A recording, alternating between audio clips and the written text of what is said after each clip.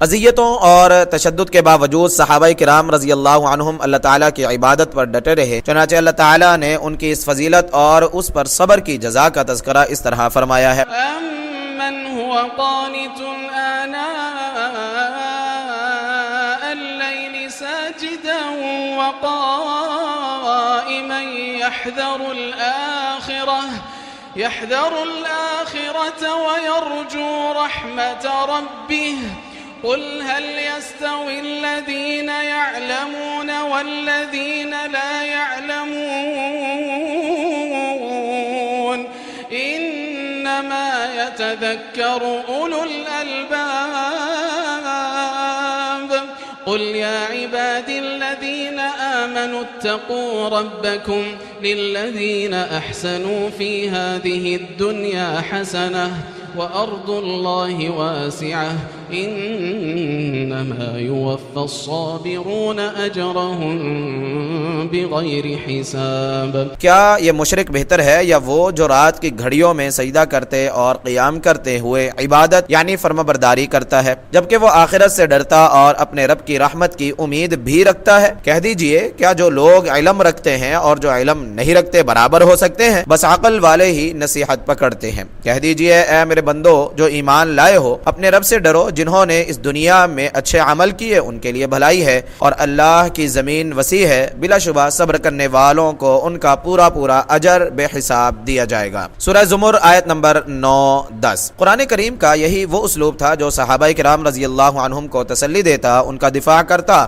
اور انہیں نفسیاتی جنگ کے حملے سے محفوظ رکھتا تھا۔ اس لیے قرآنی منہج اور پرحکمت نبوی راہ عمل کی بدولت صحابہ کرام رضی اللہ عنہم پر کفار کے حملوں اور تعذیبی ہتھ کنڈوں کا کوئی اثر نہ ہوا، بلکہ رسول اللہ صلی اللہ علیہ وسلم اور امت کے اس ہراول دستے یعنی صحابہ کرام رضی اللہ عنہم کو صحیح عقیدے اور درست منہج سے ہٹانے کے لیے مشرکین کا کوئی بھی حربہ کامیاب نہ ہو سکا۔ مذاکرات کا اسلوب۔ ایک دن مشرکین ایک جگہ اکٹھے ہوئے اور کہا، تم جادو، کہانت اور شعر کو سب سے زیادہ جاننے والے آدمی کی تلاش کرو، پھر اسے اس آدمی کے پاس بھیجو جس نے ہماری جماعت کو منتشر کر دیا ہے، ہمارے اتفاق کو اختلاف میں بدل دیا ہے اور ہمارے دین میں عیب نکالے ہیں۔ وہ اس سے اس سلسلے میں مذاکرات کرے اور دیکھے اسے کیا جواب ملتا ہے۔ سب نے کہا، عتبہ بن ربیعہ کے سوا کوئی دوسرا آدمی ایسی قابلیت نہیں رکھتا۔ انہوں نے عتبہ سے کہا، اے ابو الولید، آپ اس کے پاس جائیں۔ چنانچہ وہ نبی صلی اللہ علیہ وسلم کے پاس آیا اور کہا، اے محمد، کیا تو بہتر ہے یا عبد المطلب؟ نبی صلی اللہ علیہ وسلم خاموش رہے۔ اس نے کہا، اگر تو سمجھتا ہے کہ یہ تمام اشراف تجھ سے بہتر تھے تو انہوں نے ایسے خداؤں کی عبادت کی ہے جن میں تو عیب نکالتا ہے، اور اگر تو سمجھتا ہے کہ تو ان سے بہتر ہے تو ہم سے مذاکرات کر، ہم تیرا موقف سننا چاہتے ہیں۔ بخدا ہم نے کوئی بکری کا بچہ بھی اپنی قوم کے حق میں تیرے جیسا منحوس نہیں دیکھا، یعنی نقل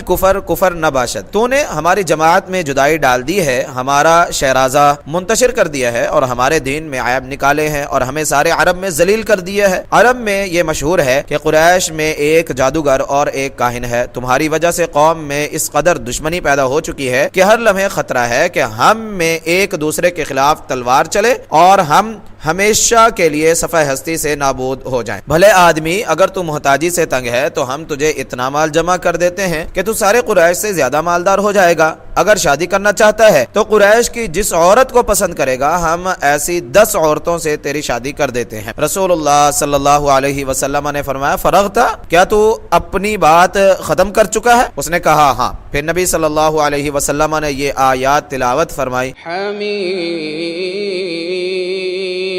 تنزیل من الرحمن الرحیم کتاب فصلت آیاته قرآنا عربیا لقوم یعلمون۔ حامیم، یہ قرآن بڑے مہربان نہایت رحم کرنے والے کی طرف سے نازل کیا ہوا ہے۔ یہ ایسی کتاب ہے جس کی آیات کھول کر بیان کی گئی ہیں، درآں حالانکہ یہ قرآن عربی ہے ان لوگوں کے لیے جو علم رکھتے ہیں۔ سورہ حامیم السجدہ آیت نمبر 1-3، یہاں تک کہ آپ صلی اللہ علیہ وسلم اس آیت پر پہنچے، فَإِنْ أَعْرَضُوا فَقُلْ أَنذَرْتُكُمْ صَاعِقَةً مِثْلَ صَاعِقَةِ عَادٍ وثمود پھر اگر وہ اعراض کریں تو کہہ دیجئے میں نے تمہیں ایسی چیخ یعنی آسمانی عذاب سے ڈرا دیا ہے جو عاد اور ثمود کی چیخ یعنی عذاب کے مانند ہوگی۔ سورہ حامیم السجدہ آیت نمبر 13۔ یہ سن کر عتبہ بس پکار اٹھا اور بولا تمہارے پاس اس کے سوا اور کچھ نہیں؟ آپ صلی اللہ علیہ وسلم نے فرمایا نہیں۔ اتنی گفتگو کے بعد عتبہ قریش کی طرف لوٹ گیا۔ انہوں نے اس سے پوچھا کیا خبر لائے ہو؟ اس نے کہا جو کچھ تم اس کے متعلق کہتے ہو میں نے وہ سب کچھ اس سے کہا ہے۔ بولے پھر اس نے تمہیں کیا جواب دیا ہے؟ اس نے کہا ہاں جواب دیا ہے۔ السیرۃ النبویہ لابن ہشام جلد نمبر 1 صفحہ نمبر 313-314، السنن الکبریٰ للبیہقی جلد نمبر 2 صفحہ نمبر 203-204، البدایہ والنہایہ جلد نمبر 3 صفحہ نمبر 68-69۔ ابن اسحاق کی روایت میں ہے کہ جب تمام قریش عتبہ کے گرد جمع ہوئے اور انہوں نے پوچھا کیا خبر لائے ہو تو اس نے کہا خبر یہ ہے کہ میں نے ایسا کلام سنا ہے اللہ کی قسم اس جیسا کلام پہلے کبھی نہیں سنا۔ اللہ کی قسم میں نے جو کلام سنا ہے وہ جادو شعر یا کہانت نہیں۔ اے جماعت قریش میری بات مانو اور اس کا معاملہ مجھ پر چھوڑ دو۔ اس شخص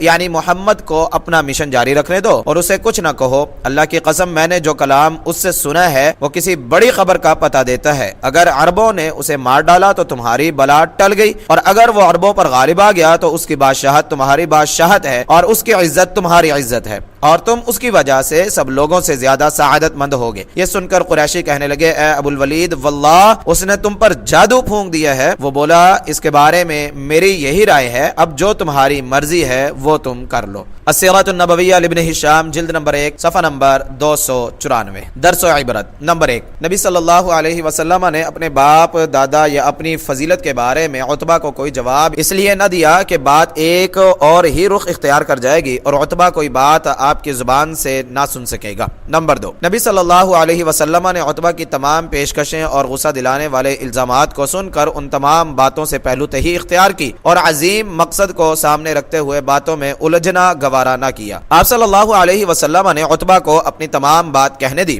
اور اس کے ساتھ اخلاق کے ساتھ پیش آئے اور کہا اے ابو الولید کیا تم اپنی بات ختم کر چکے ہو؟ التحالف السیاسی فی الاسلام للدکتور الغزبان صفحہ نمبر 33۔ نمبر 3، نبی صلی اللہ علیہ وسلم کا عتبہ کو جواب فیصلہ کن تھا۔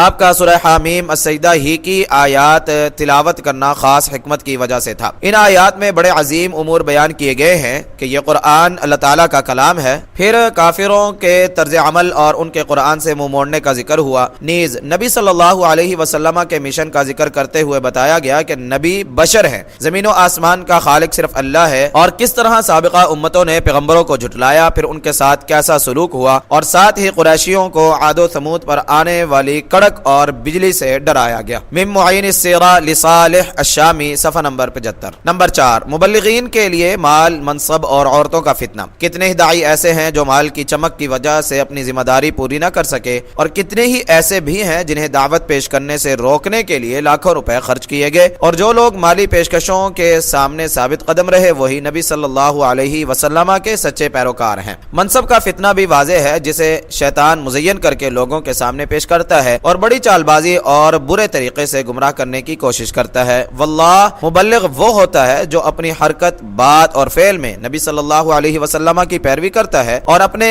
اس مقصد کو نہیں بھولتا جو اس کی زندگی اور موت کا مقصد ہے۔ قل ان صلاتي ونسكي ومحياي ومماتي لله رب العالمين لا شريك له وبذلك امرت وانا اول المسلمين۔ کہہ دیجئے بے شک میری نماز، میری قربانی، میری زندگی اور میری موت سب کچھ اللہ رب العالمین ہی کے لیے ہے، اس کا کوئی شریک نہیں اور مجھے اسی بات یعنی توحید کا حکم دیا گیا ہے اور میں سب سے پہلا مسلمان ہوں۔ سورہ انعام آیت نمبر 162 163۔ اور عورت کے بارے میں نبی صلی اللہ علیہ وسلم کا فرمان ہے ما ترکت بعدی فتنة اغر علی الرجال من النساء، میرے بعد مردوں کے لیے سب سے خطرناک فتنہ عورتوں کا ہے۔ صحیح بخاری حدیث نمبر 5096، صحیح مسلم حدیث نمبر 2000 2740 2741۔ عورت چاہے بیوی ہو جو دعوت و جہاد کے سلسلے میں اس کی ہمت پست کر دے، یا پھر فاحشہ اور پیشہ ور ہو جو اسے اپنے جال میں پھانس لے اور اسے گناہ، سرکشی اور بے حیائی میں مبتلا کر دے، کوئی بھی صورت ہو، عورت دین کے معاملے میں بہت بڑا فتنہ ہے۔ قریش نے نبی صلی اللہ علیہ وسلم کو پیشکش کی کہ اگر آپ چاہیں تو ان کے لیے بہترین اور خوبصورت ترین 10 قریشی عورتوں کو آپ کے نکاح میں دیا جا سکتا ہے، اور وہ عورت جو دیندار نہ ہو اور اللہ کے منہج سے دور ہو، اس کا فتنہ گردن پر سونتی ہوئی تلوار سے بھی زیادہ خطرناک ہوتا ہے۔ فقہ السیرۃ النبویہ للدکتور الغزبان، صفحہ نمبر 169۔ اسلامی دعوت پیش کرنے والے مبلغین کو چاہیے کہ نبی صلی اللہ علیہ وسلم کا اسوہ ہمیشہ اپنے پیش نظر رکھیں اور حضرت یوسف علیہ السلام کی بات یاد رکھیں۔ قال رب السجن احب الي مما يدعونني اليه والا تصرف عني كيدهن اصب اليهن واكن من الجاهلين فاستجاب له ربه فصرف عنه كيدهن انه هو السميع العليم۔ یوسف نے کہا، اے میرے رب، مجھے قید خانہ اس سے زیادہ پسند ہے جس کی طرف وہ عورتیں مجھے بلاتی ہیں، اور اگر تو نے ان کا مکر مجھ سے دور نہ کیا تو میں ان کی طرف مائل ہو جاؤں گا اور میں جاہلوں میں سے ہوں گا۔ چنانچہ اس کے رب نے اس کی دعا قبول کر لی، پھر اس نے اس سے ان عورتوں کا مکر دور کر دیا، بے شک وہی خوب سننے والا، خوب جاننے والا ہے۔ سورہ یوسف آیت نمبر 33-34۔ نمبر 5، عتبہ کا نبی صلی اللہ علیہ وسلم کے کردار سے متاثر ہونا۔ یہ اثر اتنا واضح تھا کہ اس کے ساتھیوں نے اسے دیکھتے ہی قسم اٹھا کر اس کا اظہار کر دیا تھا، حالانکہ ابھی اس نے نبی صلی اللہ علیہ وسلم کے متعلق انہیں کوئی بات نہیں بتائی تھی۔ اللہ کا دشمن عتبہ جو اس دعوت کو ختم کرنے کے لیے آگے بڑھا تھا، اب اچانک اسے معاملہ الٹ نظر آنے لگا۔ وہی اب قریش سے کہہ رہا تھا کہ تم اس کے اور اس کے مشن کے راستے سے ہٹ جاؤ۔ السیرۃ النبویہ للدکتور ابراہیم علی محمد احمد، صفحہ نمبر 87۔ نمبر 6، صحابہ کرام رضی اللہ عنہم نے نبی صلی اللہ علیہ وسلم اور عتبہ کے مابین ہونے والے مذاکرات سنے اور دیکھا کہ کس طرح آپ صلی اللہ علیہ وسلم نے عتبہ کی یہ پیشکش ٹھکرا دی۔ یہ ایسا سبق تھا جو ان کے دل کی گہرائیوں میں اتر گیا۔ اس سے انہوں نے عقیدے کی پختگی، اپنے اصولی موقف پر استقامت اور ہر قسم کی پیشکش کو قدموں تلے روندنے کا سبق حاصل کیا۔ نمبر 7، صحابہ کرام رضی اللہ عنہم کا نبی صلی اللہ علیہ وسلم سے بردباری اور کشادہ ظرفی کی تعلیم حاصل کرنا۔ نبی صلی اللہ علیہ وسلم نے عتبہ بن ربیعہ کی تمام باطل باتیں سنی اور اپنی ہتک بھی برداشت کی۔ قریش میں ایک جادوگر ہے، قریش میں ایک کاہن ہے، ہم نے کوئی بکری کا بچہ بھی اپنی قوم کے لیے تمہارے جیسا منحوس نہیں دیکھا، اور اگر تیرے پاس بڑا جن آتا ہے تو ہم اس کا علاج کرائے دیتے ہیں۔ اس کی یہ باتیں آپ صلی اللہ علیہ وسلم نے نظر انداز کر دیں اور اس کی بدتمیزی سے چشم پوشی کر لی، تاکہ دعوت دین اور بنو عبد شمس کے سردار کے سامنے اسلام کی تبلیغ سے توجہ نہ ہٹنے پائے۔ نبی صلی اللہ علیہ وسلم کی زبان اطہر سے صادر ہونے والا ہر کلمہ قابل اتباع اور آپ کا ہر عمل قابل اقتداء ہے، نیز آپ کی ہر چشم پوشی آپ کا ایسا خلق ہے جو امت کے لیے اسوہ حسنہ ہے۔ التربیۃ القیادیہ للدکتور الغزبان، جلد نمبر 1، صفحہ نمبر 304۔ سیرت کی بعض کتابوں میں منقول ہے کہ عتبہ کے مذاکرات کے بعد مکہ کے بہت سے سرداروں نے آپ سے مزید مذاکرات بھی کیے اور ایسی ایسی پیشکشیں کی جنہیں سن کر ایسے انسان کا دل للچا جاتا ہے جو دنیا دار اور دنیاوی ساز و سامان کا طلبگار ہو۔ صرف نبی صلی اللہ علیہ وسلم کی ذات ہی وہی بلند ترین ہستی تھی جس نے کسی مداہنت اور سودے بازی یا سیاسی چال بازی کے بغیر کفار کی تمام پیشکشوں کے سامنے فیصلہ کن موقف اختیار کیا اور قریشی سرداروں سے رابطہ استوار کرنے یا تعلقات بہتر بنانے کی کوشش نہ کی۔ الوفود فی العہد المکی لعلی الاسطل، صفحہ نمبر 37۔ نبی صلی اللہ علیہ وسلم نے فیصلہ کن موقف اس لیے اختیار کیا کہ یہ عقیدے کا مسئلہ تھا جو بالکل واضح اور اظہر من الشمس تھا، جس میں کسی قسم کی مداہنت اور پیچھے ہٹنے کی گنجائش نہ تھی۔ اس لیے نبی صلی اللہ علیہ وسلم نے فرمایا تھا، ما تقولون ما جئتکم بما جئتکم به اطلب اموالکم ولا الشرف فیکم ولا الملک علیکم ولكن اللہ بعثنی رسولا وانزل علی کتابا وامرنی ان اکون لکم بشیرا ونذيرا فبلغتكم رسالة ربي ونصحت لكم فإن تقبلوا مني ما جئتكم به فهو حظكم في الدنيا والآخرة وإن تردوه علي أصبر لأمر الله حتى يحكم الله بيني وبينكم۔ میرا ہرگز وہ مقصد نہیں جو تم خیال کرتے ہو۔ میں جو چیز تمہارے پاس لایا ہوں اس کا مقصد یہ نہیں کہ تم سے مال طلب کروں یا مقام و مرتبہ اور بادشاہت کا سوال کروں۔ مجھے تو اللہ تعالیٰ نے تمہاری طرف رسول بنا کر بھیجا ہے، مجھ پر کتاب اتاری ہے اور مجھے حکم دیا ہے کہ میں تمہیں جنت کی خوشخبری دوں اور جہنم سے ڈراؤں۔ میں نے تمہیں اپنے رب کا پیغام پہنچا دیا اور تمہاری خیر خواہی کی، اگر تم میری دعوت قبول کر لو تو وہ تمہارا دنیا اور آخرت کا نصیب ہے، اور اگر اسے ٹھکرا دو تو میں اس وقت تک صبر کروں گا جب تک کہ اللہ میرے اور تمہارے درمیان فیصلہ نہ فرما دے۔ السیرۃ النبویہ لابن ہشام، جلد نمبر 1 صفحہ نمبر 197، التربیۃ القیادیہ للدکتور الغضبان، جلد نمبر 1 صفحہ نمبر 305۔ نبی صلی اللہ علیہ وسلم کے اس پختہ ایمانی موقف کی وجہ سے قریش کے سرداروں کا مکر و فریب ناکام ہو گیا اور اسلامی عقیدے کا اہم ترین مسئلہ ثابت ہو گیا کہ یہ عقیدہ ہر قسم کی بیرونی آلائشوں سے پاک ہے۔ تاریخ صدر الاسلام لعبد الرحمن الشجاع، صفحہ نمبر 39۔ تمہارے لیے تمہارا دین اور میرے لیے میرا دین۔ مشرکین نے جب مسلمانوں کی استقامت، اپنے دین سے گہری وابستگی اور ہر باطل کے خلاف سینہ سپر ہونا دیکھا تو ان کے دلوں میں نو امید کی لہر دوڑی۔ وہ جان گئے کہ مسلمانوں کو ان کے دین سے برگشتہ کرنا ممکن نہیں، تب انہوں نے مسلمانوں کو غصہ دلانے اور اپنی بے وقوفی اور رعونت کا اظہار کرنے کے لیے ایک اور بےہودگی کا ارتکاب کیا۔ انہوں نے اسود بن عبد المطلب، ولید بن مغیرہ، امیہ بن خلف اور عاص بن وائل کو نبی صلی اللہ علیہ وسلم کے پاس بھیجا۔ وہ کہنے لگے، اے محمد صلی اللہ علیہ وسلم، آؤ جسے تم پوجتے ہو اسے ہم بھی پوجیں گے، اور جسے ہم پوجتے ہیں اسے تم بھی پوجو، اس طرح ہم اور تم پوجا میں شراکت دار ہو جائیں۔ اگر تمہارا معبود ہمارے معبود سے بہتر ہے تو ہم اس سے اپنا حصہ یعنی ثواب حاصل کر چکے ہوں گے، اور اگر ہمارے معبود تمہارے معبود سے بہتر ہوئے تو تم ان سے اپنا حصہ حاصل کر چکے ہوگے۔ اس پر اللہ تعالیٰ نے یہ سورت نازل فرمائی، قل یا ایھا الکافرون لا اعبد ما تعبدون ولا انتم عابدون ما اعبد ولا انا عابد ما عبدتم ولا انتم عابدون ما اعبد لکم دینکم ولی دین۔ اے نبی آپ کہہ دیجئے، اے کافرو، میں ان بتوں کی عبادت نہیں کرتا جن کی تم عبادت کرتے ہو، اور نہ تم اس کی عبادت کرتے ہو جس کی میں عبادت کرتا ہوں، اور نہ میں عبادت کرنے والا ہوں جن کی تم عبادت کرتے ہو، اور نہ تم اس کی عبادت کرنے والے ہو جس کی میں عبادت کرتا ہوں۔ تمہارے لیے تمہارا دین اور میرے لیے میرا دین۔ سورہ کافرون آیت نمبر 1 تا 6۔ اس سورت جیسا مضمون کچھ دوسری آیات میں بھی نازل ہوا جن میں کفر اور اہل کفر سے برات کا اعلان پایا جاتا ہے۔ اللہ تعالیٰ نے ارشاد فرمایا، وَإِن كَذَّبُوكَ فَقُل لِّي عَمَلِي وَلَكُمْ عَمَلُكُمْ أَنتُم بَرِيئُونَ مِمَّا أَعْمَلُ وَأَنَا بَرِيءٌ مِّمَّا تَعْمَلُونَ۔ اور اگر وہ آپ کو جھٹلائیں تو کہہ دیجئے، میرے لیے میرا عمل ہے اور تمہارے لیے تمہارا عمل، تم اس سے بری ہو جو میں عمل کرتا ہوں اور میں اس سے بری ہوں جو تم عمل کرتے ہو۔ سورہ یونس آیت نمبر 41۔ اللہ تعالیٰ نے مزید ارشاد فرمایا، قل انی نہیت ان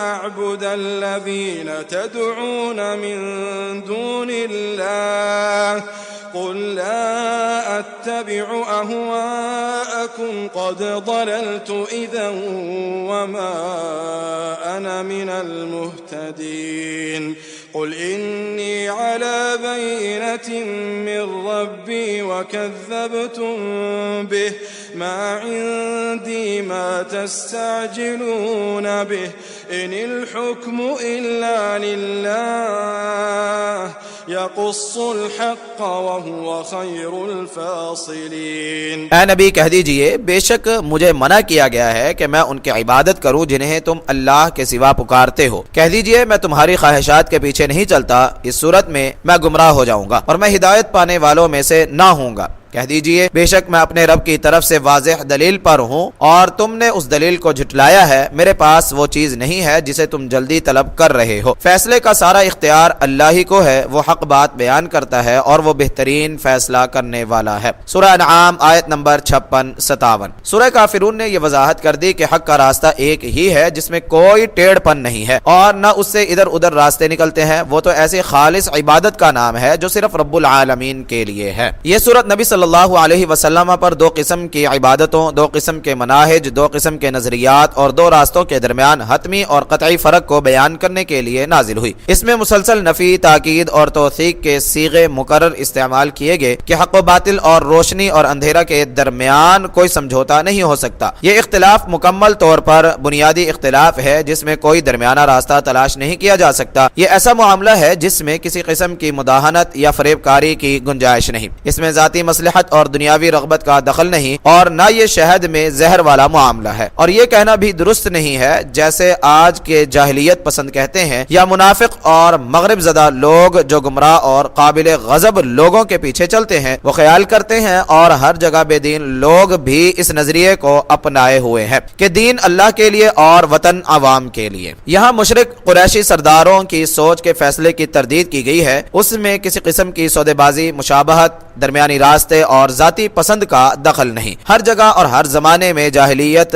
جاہلیت ہے اور اسلام اسلام ہے، دونوں کے درمیان بہت بڑا فرق ہے، جس طرح سونے یا چاندی کی ڈلی اور مٹی کے مابین فرق ہوتا ہے۔ یہاں صرف ایک ہی راستہ ہے کہ مکمل جاہلیت کو خیر بات کہہ کر مکمل اسلام کو اپنا لیا جائے، اس کی ہر عبادت کو اپنایا جائے اور ہر حکم کے سامنے سر تسلیم خم کیا جائے، وگرنہ حق و باطل کے درمیان ہر دور میں باہمی افتراق، قطعی دوری اور واضح فرق رہا ہے۔ تفسیر فی ظلال القرآن لسید قطب، جلد نمبر 6، صفحہ نمبر 3991۔